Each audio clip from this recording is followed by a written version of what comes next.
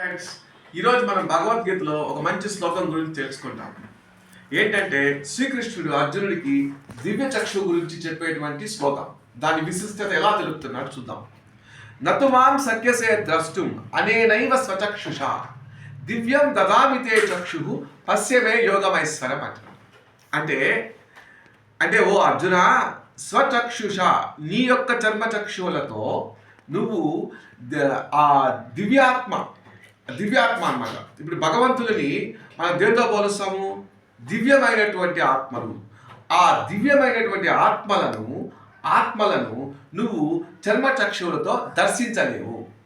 మరి ఆ దివ్యమైనటువంటి భగవంత్ స్వరూపుని నువ్వు దర్శించాలంటే నీకు కంపల్సరీగా నీకు దివ్య చక్షువు కావాలి.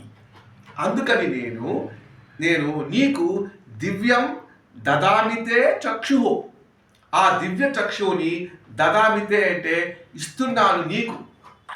పశ్యమే యోగమైశ్వరం. పశ్యం అంటే చూడడం, మే అంటే నన్ను, నా యొక్క యోగము ఐశ్వర్యం చూడు అని చెప్తున్నాను. నా తూ మాం సఖ్యసే ద్రష్టు అంటే నా అంటే లేదు, తూ అంటే నువ్వు, ద్రష్టం అంటే చూడటం. వీలు కాదు. దేంతో వీలు కాదు? నీకున్నటువంటి చర్మచక్షులతో వీలు కాదు. అందుకని నా గురించి తెలుసుకోవాలంటే, నన్ను తెలుసుకోవాలంటే, నా తత్వాన్ని తెలుసుకోవాలంటే నీకు దివ్య చక్షు 100% కావాలి. ఖచ్చితంగా నీకు దివ్య చక్షువు కావాలి. అందుకని నేను నీకు దివ్య చక్షువుని కాసేపు ప్రసాదిస్తున్నాను. ఆ దివ్య చక్షువుతో నా యొక్క యోగమైశ్వర్యాన్ని దర్శించి ధరించు అంటారు. సో భగవద్గీతలో ఈ శ్లోకం అనేది ఆ సంస్కృత భాషకి వన్నె తెచ్చేటువంటి శ్లోకం. వజ్రం లాంటి శ్లోకం అది. ఎంత అద్భుతం! ఆ 700 శ్లోకాలు కూడా ఒక రత్నమాల, వజ్రాల మాల. వజ్రాలు, ముత్యాలు, బంగారు ఆభరణాలతో కూర్చున్నటువంటి మాల ఆ శ్రీకృష్ణుడు ధరించినట్టు ఉంటుంది.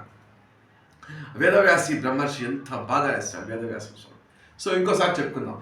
నతుమాం సఖ్యసే ద్రష్టుం అనేనైవ స్వచక్షుష దివ్యం దదామితే చక్షు పశ్యమే యోగమైశ్వరం.